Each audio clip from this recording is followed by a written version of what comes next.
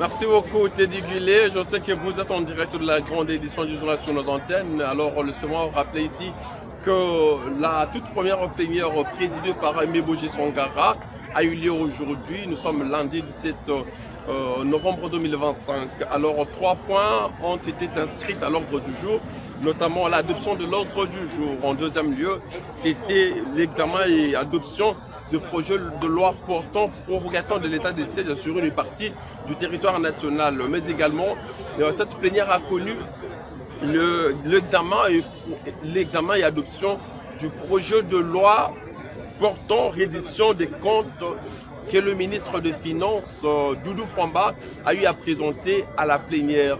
Quant au partage de la parole, il y a lieu de signaler ici que le nouveau speaker de la Chambre basse du Parlement était quand même à la hauteur. Il a donné aux députés la parole, il a accordé aux députés la parole selon qu'il s'est dévé. Alors tous les députés en majorité sont satisfaits de sa présidence ou de sa manière de présider la plénière parce qu'ils se sont sentis mieux à l'aise et nous espérons que cette satisfaction continuera jusqu'à la fin de son mandat. Mais pour le compte de l'état de siège, il y a lieu de signaler que c'est le vice-ministre de la Justice et garde de Sceaux qui a représenté le gouvernement pour la prorogation, sanctionnée par une prorogation avec un vote écrasant.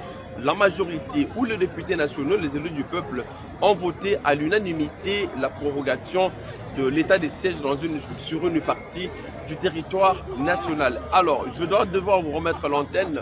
Je vous dis merci du temps que vous nous avez accordé.